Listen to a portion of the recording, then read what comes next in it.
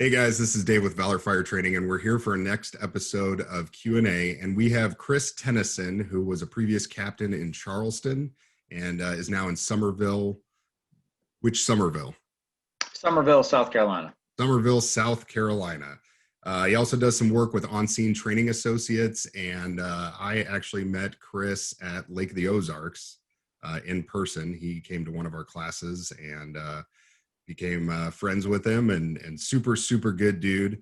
And we had a RIT question that came in, and so I kind of reached out to him and asked him if he would mind chiming in, and he was gracious enough to agree. So Chris, thanks for joining us. I appreciate it. Absolutely excited to be here. This is going to be good. So our question comes from a guy named Joel in Michigan.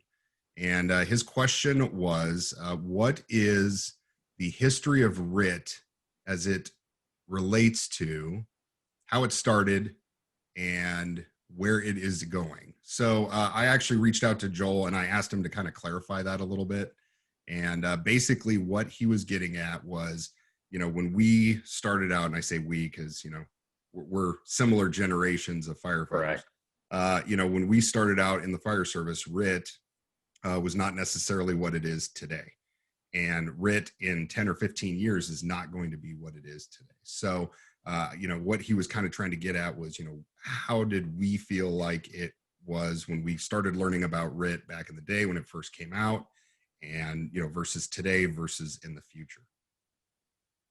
Yeah, that's a very good question. You can, like we discussed earlier, go down many different rabbit holes with that. As far as the history of RIT, I wish I could tell you the exact part of that because, I wasn't around obviously when RIT started happening. I was not in the fire service anyway, but, for us, I feel like obviously most of the stuff we learned about, the Nance drills and things like that, the, One Meridian Plaza type drills, Denver drill, Tarver with Phoenix, Arizona, and things like that. That's where we got a basis of most of our information, of where it came from.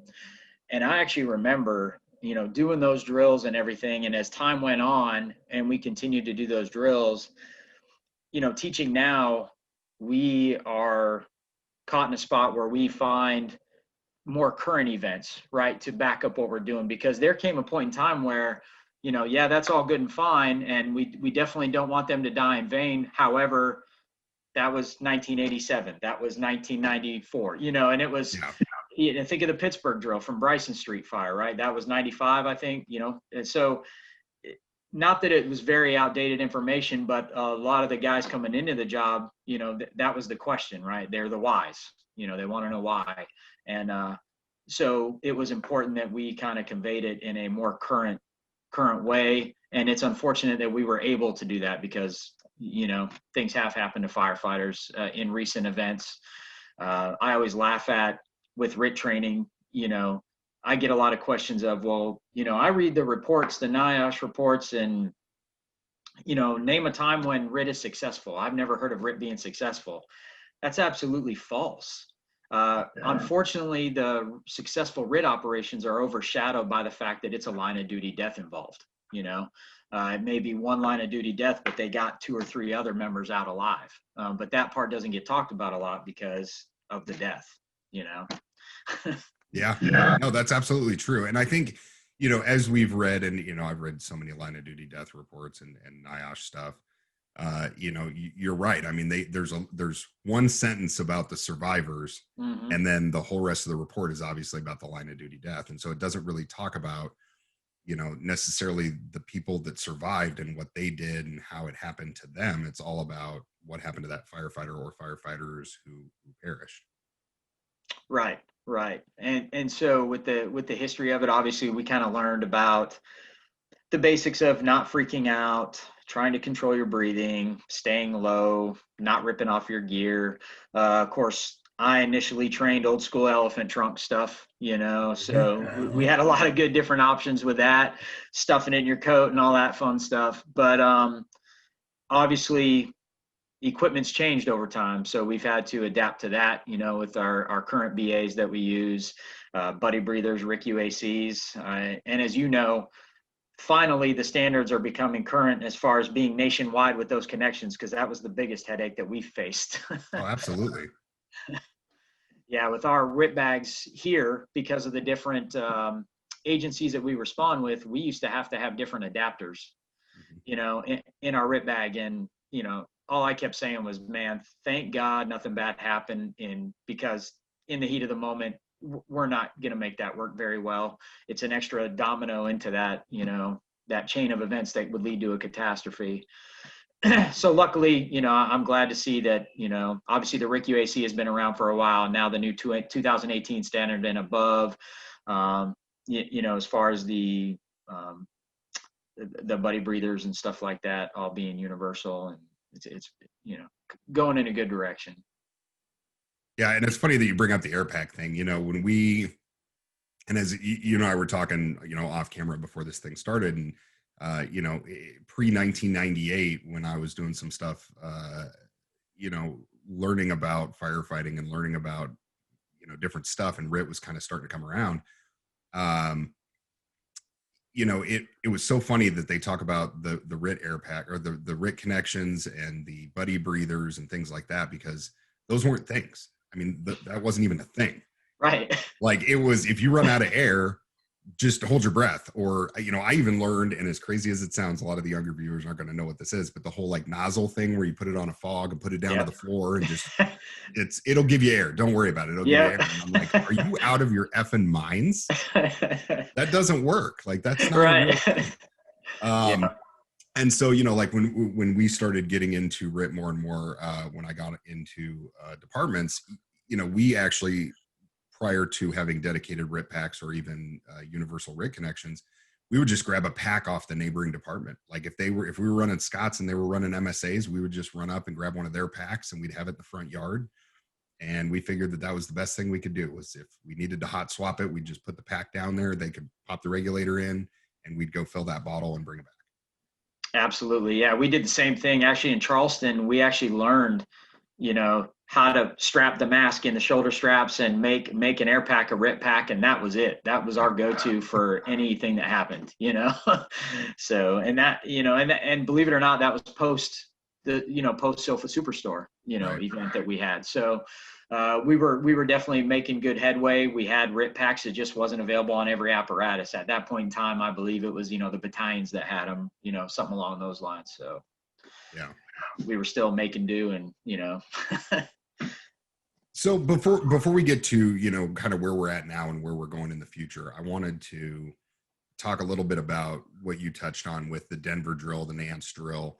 I remember doing my first 275 Denver drills, and it got to the point where, I mean, you could do that in your sleep. I mean, it was just so repetitious, and you're like, okay, I know that if somebody is stuck in a 16-inch hallway and they don't have the room to get a ladder in, and whatever the situation is, I'm great in that little finite situation.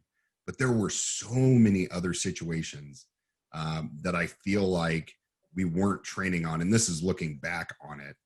I don't feel like we gave all the other situations justice because we're so focused on Denver, Nance, things like that. And not that we shouldn't be training on those things. But we weren't talking about diabetic emergencies. We weren't talking about cardiac issues. We weren't talking about firefighters that just are having a bad day and lose their shit. We were so focused on these really, really small box situations that if those happen, we're going to be really good at handling them. But, at the time, that's really all we knew. Absolutely. You're right. And I know a lot of it, the best of intentions, right? We wanted to make sure that those guys were remembered and that, we were doing right by them, but we overlooked so much. I recall, like you mentioned, the cardiac event type thing. And, that's kind of where we connected a lot, was because that's kind of what my little 5 seconds of fame down here in the Charleston area for the, the down firefighter CPR thing. But, and again, I didn't create it. I just took stuff from other guys and just tried to make it work for our agency and for our neighboring areas, because it just wasn't focused on. But, we did a pretty long stint of doing some down firefighter CPR stuff shortly after our event in Charleston. And it was funny to me because then after that, I felt like it was right back to the mundane RIT stuff. You know what I mean? I think we went right back to kind of that thing, and RIT has to progress just like everything else does, you know, and not just RIT, but individual fireground survival, you know, like we spoke of, the future of RIT. It's going to be so different by the time we're at the ends of our career. You know, we're going to be like, what are you doing? Yeah. Yeah. Yeah. And it's scary because, you know, as I've gotten, you know, through my career and, you know, I volunteer and I'm a career firefighter as well. But I mean, I'm starting to look at some of these people coming into the fire service now. And, you know, some of them are kids, some of them are middle-aged. I mean, there's all different demographics, but I'm like, I'm looking at what they're coming into the fire service with. And I'm like, wait a minute, this is BS. Like, this is not how it's supposed to be. And then I'm like, wait a minute, the older guys were saying that about me when I came into the fire service. Right. You know, so it's definitely, you know, kind of come full circle. Oh, absolutely. You know, and not to get off topic of the RIT thing, but I've been teaching this leadership series and the same thing, you know, and, you know, we hear from a lot of the seasoned guys, you know, oh, they don't make them like they used to, you know, firefighters now are, you know, what's and everything else. And I'm like, you know, it's funny because I remember the same trash talked about me when I came on the job, Yep. you know, and I was like, if anything, it's the leadership. I was like, because I'm fortunate enough to teach all around the country, and these kids want it. They want to know the why. They expect you to be on point and know your crap, but they want the information. They want to train hard, and they just want to be given some direction, you know. Yeah. And not to, like you said, not to kind of go down that rabbit hole, but, you know, as a medic, when I had a new EMT that I was working with just a couple months ago, and, you know, super nice guy, just got into the fire service, just got his EMT, really didn't have that much experience, and was horrible, you know, horrible partner. Like, I'm like, hey, I need a blood pressure. And he just kind of looked at me and he's like, did you want it off the monitor? I'm like, no, I need you to actually put a blood pressure cuff on the patient and do a blood pressure. And he's like, okay. I'm like, oh man, come on. And then we get to the hospital and, you know, the truck's not restocked or the truck's not clean all the way. But literally it was just, you know, hey, this is why you need to do this. And this is why we expect this of you. And within a couple shifts, he was fine. You know, it really wasn't a big deal. It was just sitting down and actually talking to him about why we expected that. Mm-hmm. Mm-hmm. So, but yeah, so getting back to the RIT stuff, you know, I think, and you and I really connected on that firefighter CPR thing. You're right. And I think now today we've really surpassed kind of where we were. And we're still talking about the Brett Tarvers and the Denver drill and things like that. But I think that we've opened up the door to so many new things and how we're doing it. And I kind of wonder, you know, what do you think about the research that's been done and the way that we've kind of looked at it holistically? Like, I'm sure you've heard about who actually rescues down firefighters. And that was a huge eye opener for me when I was looking at the statistics, and I'm like, wait a minute. So it's not the RIT team. Mm-hmm. You know, it's actually the people that are operating inside the building. Holy crap. Right. And it's funny that you say that because we do our RIT drills, you know, and everybody deploys, whether you're an engine company or truck company, because in our world, trucks typically don't do RIT, but the third arriving engine is our designated RIT team. Okay. And I laugh when things go wrong. You know, if something goes wrong with our truck company guys, you know, I love them, but well, we don't do RIT. And I'm like, well, you're the rescue. You guys are the out of the box guys that I rely on for everything that goes wrong in a fire scene. And you are RIT because just like you said, everybody's RIT because it's the inside crews that are doing their job that are probably going to be getting to that firefighter, you know, but I always love that rebuttal of, well, we don't do RIT. So, you know. Yeah. And we've been, oh my God. Yeah. We've been dealing with that for a long time here as well. And I think, you know, even stuff, and it requires you to have an open mind. I mean, I think you have to have a really open mind to look at how we were doing things and how we're doing things now. But even changing off of the radio channel. And we talked about this in our class down at Lake of the Ozark, where, you know, hey, we ran with it for a while. And I think there's a lot of departments still out there who, if I'm the Mayday, I stay on the channel that I'm on, the RIT team stays on that channel, and the command officer stays on that channel, and everybody else gets off that channel. Well, that makes no sense to me, because I want everybody to hear where I'm at. I want them to hear what's going on, because if they're, so we modified our policies here to anybody that's operating inside the structure or in a suppression capacity stays on the channel. Anybody else that's in a support role, like rehab, water supply, whatever, they're going to move off to another channel so that we don't have to listen to water shuttle stuff or hydrant issues. I don't care about that right now. I just care about the firefighter, but everybody else stays. What are you guys doing out there? Right. So it was ingrained in us for a long time. Same thing you talked about is switching channels, and all of us on the floor, we were dead set against it. Even back at the CFD, we said, at a minimum, one or two of our guys in our crew are going to stay on that channel. Somebody else can switch just to kind of hear what's going on with that other side, just in case other things, go wrong or whatever, and they call, an urgent message or something, we still would be able to hear it. But yeah, now we train our people, at Somerville, that it is at the discretion of incident command whether all people are going to switch. So really the only time we're going to switch channels is if people are not having good radio discipline and it's just all over the place. I wish I could tell you we've trained a lot on it. We haven't had to encounter it yet. I'm pretty scared, because you're never prepared for it, no matter how much you train. But that is something as a training officer that we're beginning to incorporate a lot more of, is dispatch involvement, radio discipline when things go wrong, the alpha supervisor, Charlie supervisor concepts, just to cut down on that unnecessary traffic, Yeah. And I think it's tough because, as firefighters, if we hear one of our brothers or sisters go down, I mean, it's natural human instinct that we all want to go help. And right. I know personally, I would have a really, really hard time, just standing outside and being like, well, I'm stuck on outside vents, so I'm not going to go help, nah, I want to go in and help. I want to go get them. Right. So yeah, it does become really difficult. And there's also some documented cases too, depending on what kind of radio system you're on. We have some documented cases of interference because there were so many people on that channel. Mm-hmm. And I always go back to the Colerain Township incident, where they had departments that were like 15, 20 miles away who were listening into that call, and it actually caused some issues with their radios. Right. So the radio discipline doesn't even necessarily just relate to us on the scene. It's everybody in the city or everybody in the area. Yeah, absolutely. So as far as like what we're doing now today, like what are some of the biggest concepts that you think we need to focus on today as it relates to RIT?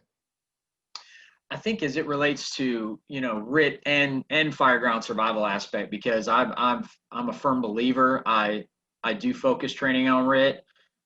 However, the individual survival and partner rescue stuff is what we focus heavily on with our RIT program. We make sure that they have a good concept of RIT and, responsibilities and how we kind of operate as a team and everything. However, the major things for me is stress inoculation training. I think that's crucial. You and I had a discussion at the class about using real down firefighters, because those freaking plastic dummies and some of the dummies that are 100 pounds dripping wet, I get it all the time. Man, that thing was heavy. I'm like, that's a 200-pound dummy. Like when we talk about victim rescue, that's average. That's what you're going to encounter, right? That's if you're lucky, if you're having a really, really good day. Yeah, it's never the small people that go down. We know that. Yeah. So those are key things for me is really being comfortable, being uncomfortable, encountering that stress inoculation. Don't do things when you're fresh, do it when you're tired.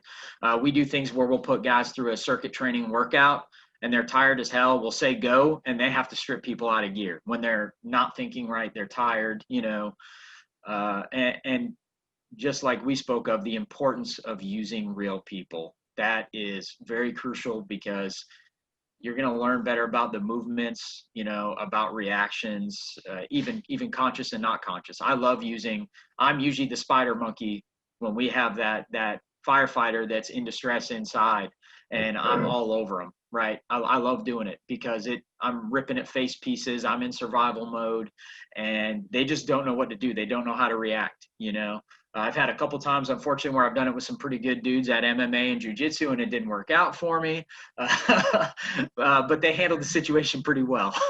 Yeah. So, and it's so funny because, I was just talking to somebody about this the other day, how when we did, and you actually played one of the victims in one of our trainings, and it was funny because, guys weren't expecting that. We actually sent you in as a member of a crew, and all of a sudden you just started acting goofy. You weren't acting right, and, kind of not making any sense. And I think when I talked to the guys afterwards, they were like, man, we knew that something wasn't right, but we just didn't know what it was. And it just didn't feel right.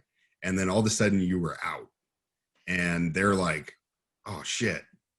And so, when they brought you out, they're stripping you out. And it even took me by surprise. Like, I remember standing over you and I was like, hey, guys, Chris, are you really okay? And you're like, I'm all right.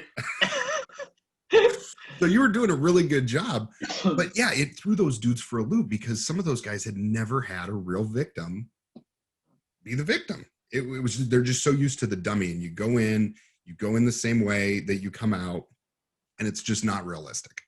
Right. And you find, like, no matter what packaging technique you use, because there's several out there, you remember those plastic dummies trying to throw a leg up and over. And it's just, I'm like, this is, or the departments that had the victims with half arm and half a leg, if you're lucky, and you're using them. And it's, I'm like, man, come on. Okay. This good training for a quadriplegic rescue. I understand that, but yeah, they're out there. They're out there. They are. So yeah, I think that stuff is very, very important, and I enjoyed that thoroughly. And it's even funny for my group too, because I'm a type 1 diabetic, so they really don't know when I'm messing around. Right. That's the real deal. Which, by the way, that would have been very good information to have prior to you doing that, because they're like, hey man, he's really a diabetic. And that's when my spidey senses were like, oh shit. But no, and that's, but when we, like, I love going Brett Tarver on people. And, I think we all have our favorites. And, not unlike you, it's kind of bit me in the butt several times. I was actually down in Edmond and picked a special forces dude who I was not aware was special forces and had just gotten back from overseas.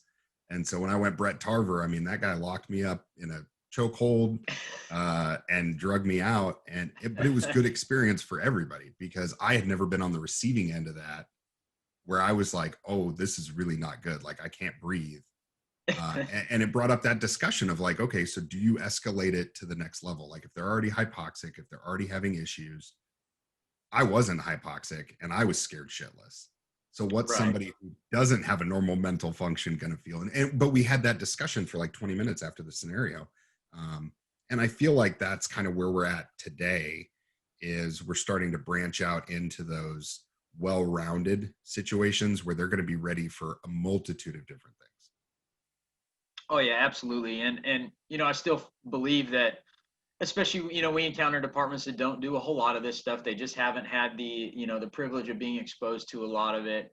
And, training all over the country, it's hard not knowing your audience, because you don't want to be so mundane that you're like, okay, you got to try to get a grasp on the fact, okay, this is a pretty jam up crew. They know their stuff. Let's throw them a little bit extra. Let's challenge them a little bit more. You definitely want to approach it as that crawl, walk, run thing, with any kind of training really, but especially the RIT, because I remember going to trainings where no matter what, you were going to fail, everybody was going to die, and nobody was going to succeed at anything. And once that gets put in your head, that gives RIT training a bad name, right? So we legitimately, sometimes you try to throw them a bone and give them an easy scenario, and it doesn't work out that way, but you get at least a good half, 3/4 of the group that's successful, and kind of gives them that little vote of confidence of, all right, we can do this.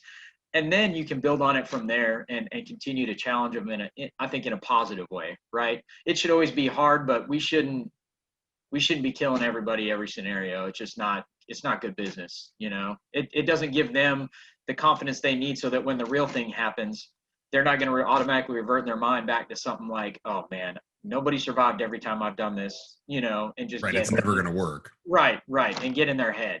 Yeah. Yeah. And I actually had a discussion with a guy. We were teaching in another state, and I'll withhold the name of the department because I mean the guy and I had a very open and frank conversation, and I felt horrible. We were doing some RIT training and some survival training, and we put him in a scenario where he just, no matter what he did, he wasn't going to succeed.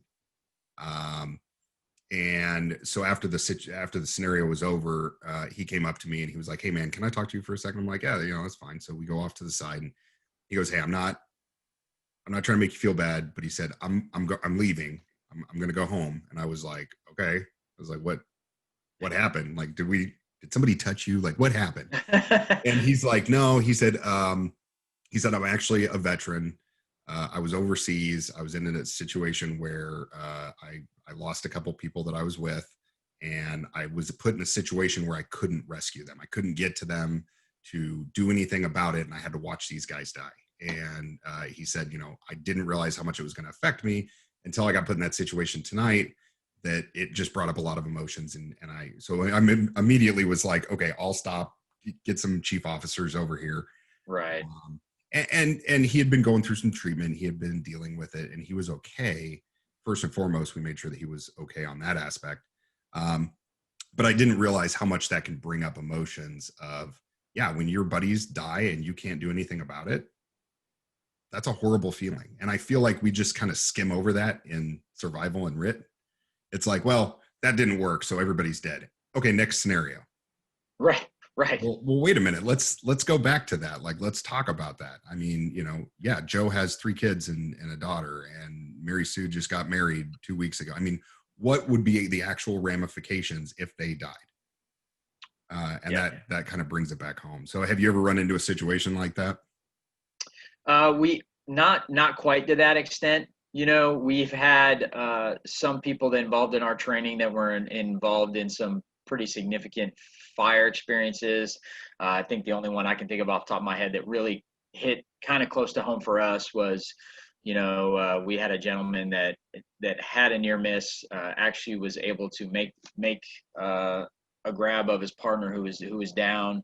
And I believe it's in the firefighter near miss stuff. It was up in the Northeast, and he ended up getting some burns. His partner got burns. Everybody lived. Everybody was okay. But he said, one of the scenarios we did just really hit close to home for him, and that he was able to share it in a positive light. He was thankful that we used a scenario like that to drive home the importance of some of the training that we were doing, and it didn't end bad, as far as that goes. And he just having somebody like that, even there as a student, was just amazing, because he added so much to that scenario that none of us ever could as instructors at all. And I was thankful that happened. Yeah, absolutely. And I think, having different people with different backgrounds, and especially now, I think we have to be cognizant of that, there are people, just like we talked about in our class, there are people who have had people go Brett Tarver on them for real, and have had firefighters fall through a floor and have watched them disappear and thought, I just lost my brother or my sister. And so if you recreate those situations realistically, which we should be doing, you're definitely going to bring back some of those emotions. And so we have to be aware of that. Yeah. So where do you think we're going? Like, where do you think the future of survival and RIT, and I always I think that they're synonymous now. I think they have been for probably 10 Right. years, Right. But where do you think we're going with that in the next 10, 15, 20 years? Man, well, we are going places. I know that. Referring to the fact that of the training we went through initially when we came on, and we thought that was some pretty awesome training at first, and then we realized, like, oh man, there's a whole new world of fireground survival and RIT out there that we just haven't even touched yet. And I still feel that same way. I feel no matter how hard, like you're trying, and myself, on scene training, all these guys out there that are really trying to make a difference and give people these opportunities to experience the stress inoculation and everything like that. We're just going further and further with it, and we're adding more and more things based off of the technology and equipment that we have available to us as well, throwing extra things like that in.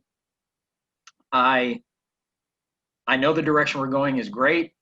I wish I could tell you I knew exactly what I'm going to encounter in the future as far as RIT training.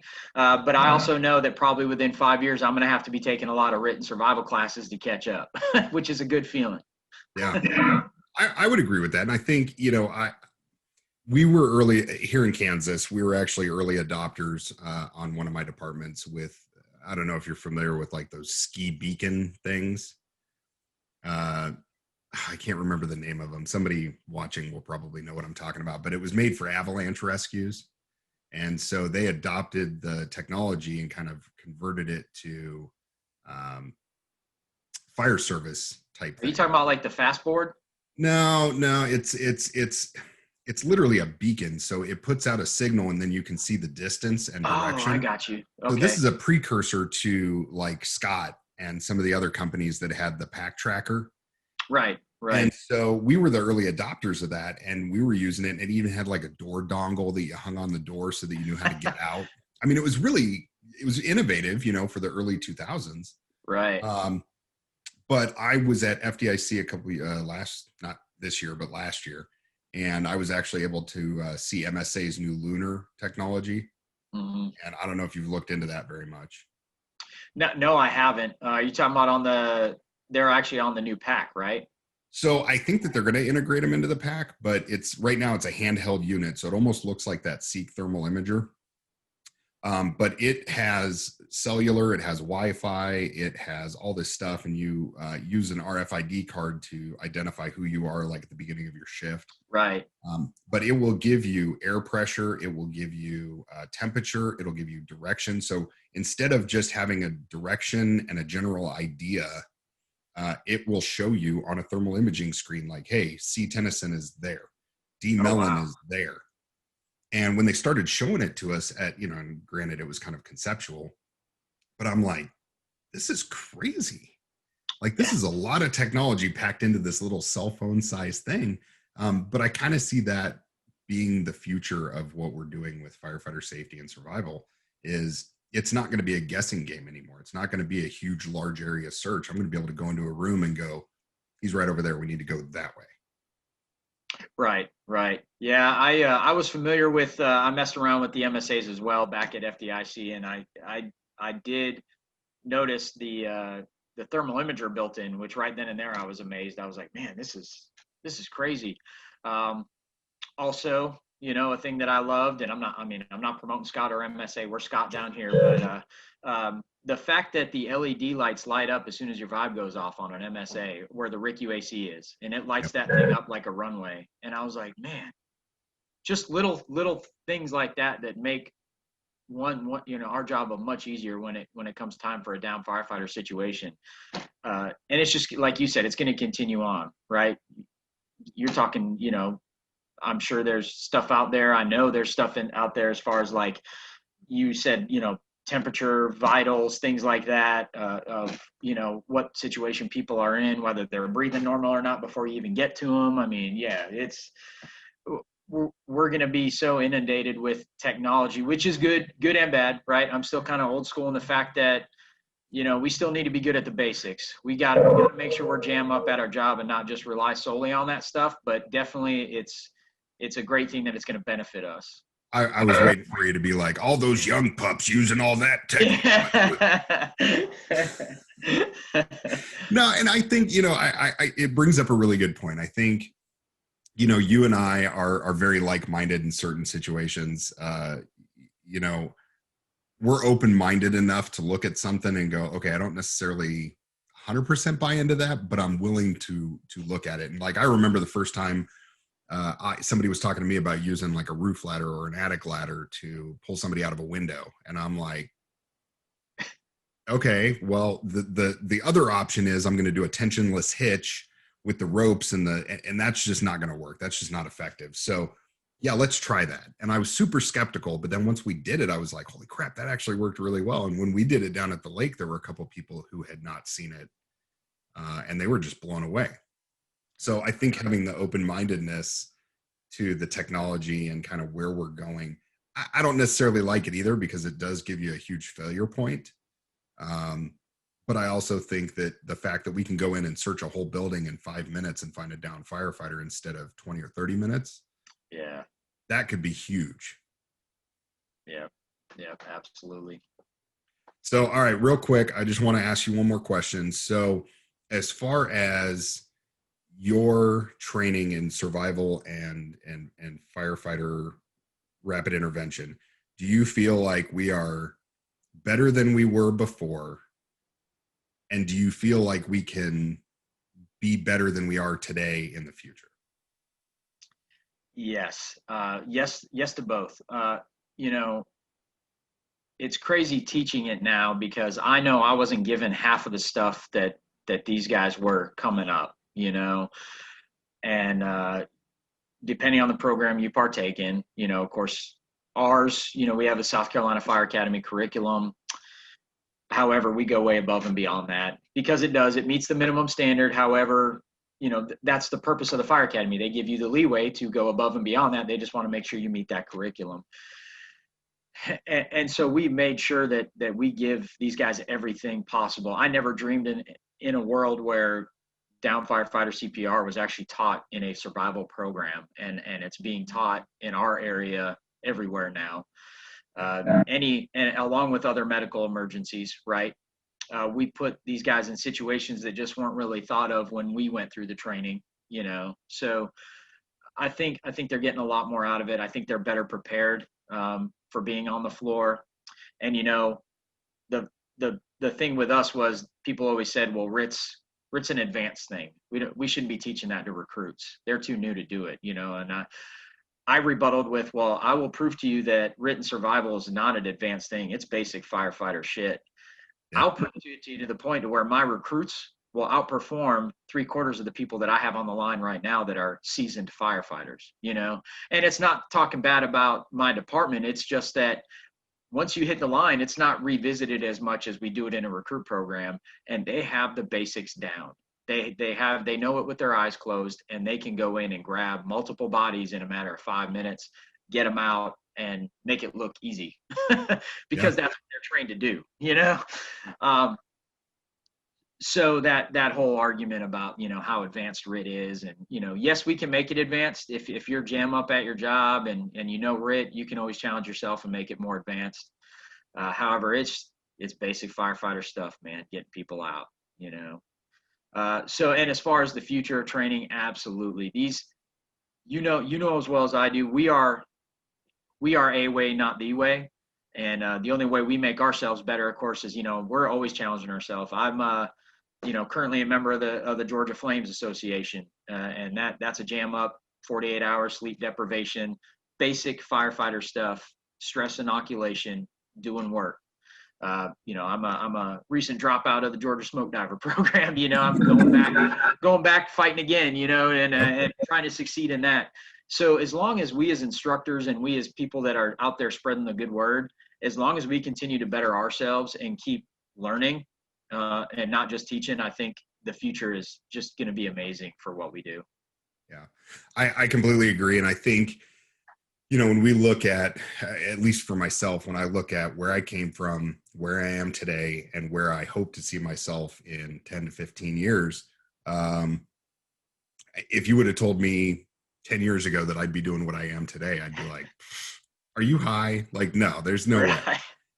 But, the instructors that are out there teaching like us, I've watched as some of those instructors get out there, and it's just, I don't know, shameless plug here for a second. I was up in Nebraska a couple weeks ago, and I was doing a fire class, and I ended up stripping down to my underwear, and I came running out of this building in my underwear. I think I saw the picture of that. Nobody wants to see it, right? Like, I put it on my personal Facebook page, but that's private, and so nobody can spread that shit. But yeah, I mean, it was one of those things where I felt like they were really comfortable with what they were doing, and I wanted to throw them a curveball. And so I did. I went inside, fake smoke, all that stuff. We had live fire on the second floor, but yeah, I stripped out of my underwear and I popped out of this door and started screaming at the company officer. And he's like, I watched him mouth the words. And it was great, but we're out there doing that kind of stuff, and we're trying to bring it up to a level to where I don't want to say we're future proofing what we're doing. It's always going to be able to expand. But I was so tired of hearing what you said, which is, well, that's too advanced. That's too advanced. They used to have basic extrication and advanced extrication in our area. My first extrication as a firefighter was a car stuck between two semis. Like that's not basic. Right. And I walked up and I'm like, what do I do with this? And they're like, oh yeah, you didn't take advance, so you got to kind of stand back. I'm like, are you out of your minds? Like, the car is this big. So we stopped doing that a couple years ago, and we just teach extrication. There are some advanced components to it as far as like crane work and stuff like that, but extrication is extrication, and they should at least know most of it. Right. Yeah. So. And I like that you mentioned you had a fire on the second floor. RIT under live fire has always been known as so taboo. And guys I respect and love to death, still are kind of old school RIT, where they're like, no, man, we're putting the students at risk. Live fire is not the way to go. And I'm not talking live fire where it's pre-flashover conditions or anything like that, but giving them some heat, giving them that extra level of, oh man, and it adds that extra sense of realism, which is what these guys are ultimately after, and obviously we got to have more people in place, more safety measures taken with the live fire aspect. But we did our first live fire event last year with our Fools chapter down here doing EJ's Memorial Weekend, and we did RIT under live fire, and it was awesome. We kept the fire under control, but it made it hot as hell in there. And they just really, you could see how quick people were getting burnt out, running out of air, having to keep rotating RIT teams in, because it just was something that they weren't used to. They're so used to doing RIT under the cold smoke and everything like that. So not saying it should be done all the time. Obviously you want to make sure the skill sets are there, but right. Yeah, I like that you do that as well, even though it's in a, definitely safe, controlled manner. Well, and that's once you do live fire with RIT or firefighter survival, it's really, really hard to go back to doing it cold. And I make a joke about it, but it's like, you can't replicate that. And even stuff all the way down to like the thermal imaging camera. You and I had this discussion. I've had this discussion with a ton of people. If I'm searching a cold bay for a down firefighter, they're going to be the warmest thing in the room. That's not really what we're going to see. If shit gets bad and I'm searching for a firefighter under live fire, they're not going to be the warmest thing in the room.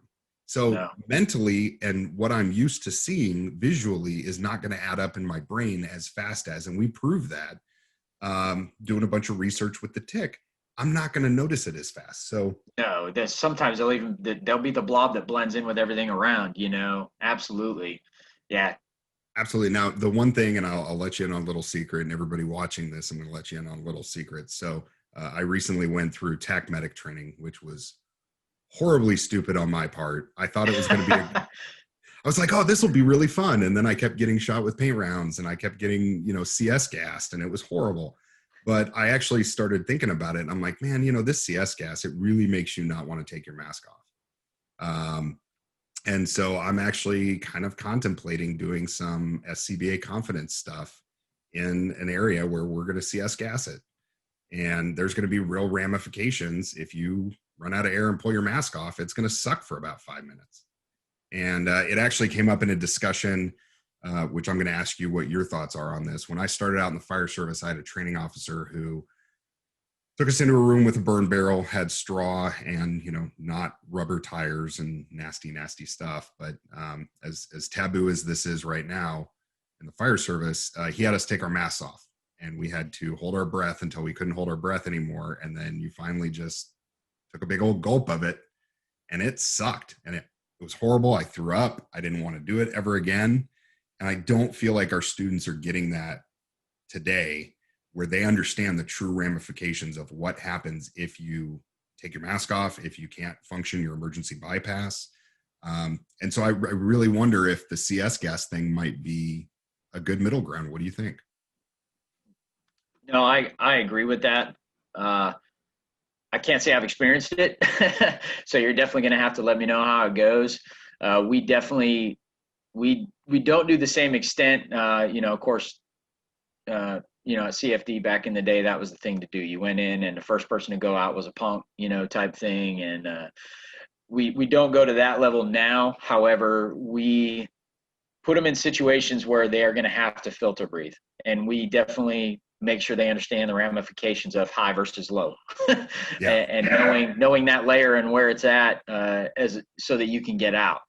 And we let them filter breathe until they're making not so great decisions, and we don't completely poison them with CO, and then we get them out of the structure, to make sure that they feel that, because that's something that, like you said, is a very important thing for every firefighter to experience.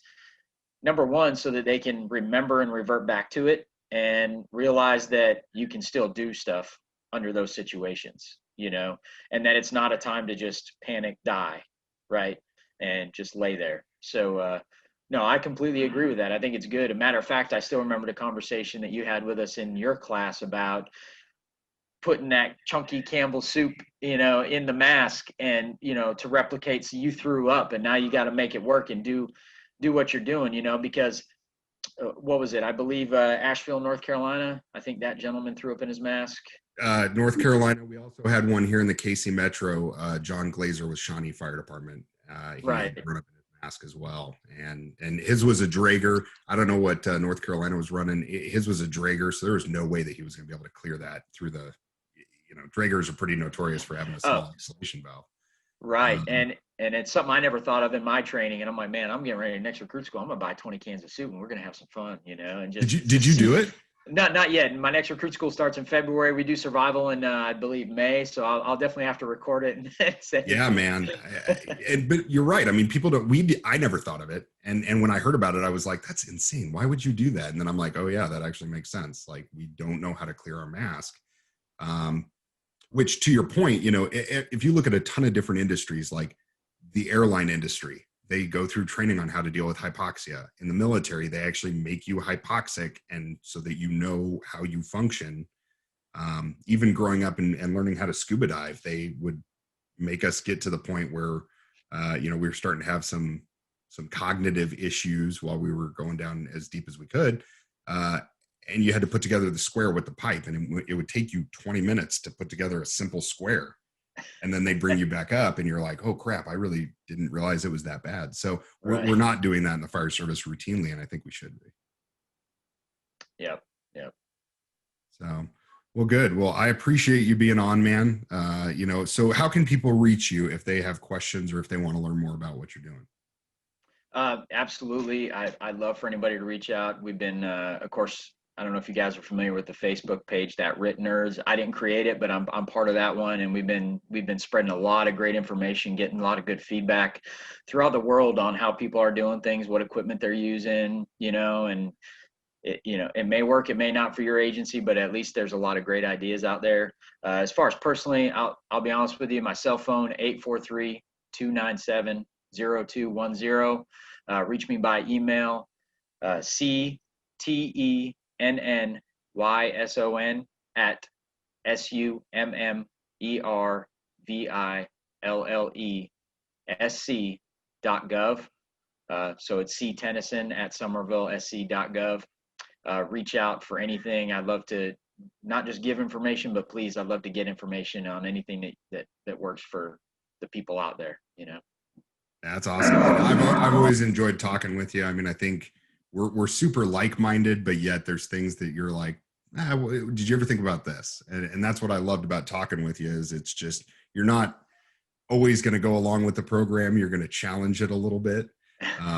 But I think we're like-minded as far as that goes. So it's definitely, I'm looking forward to seeing what you have going on in the future. I'll put all your contact info in the description down below.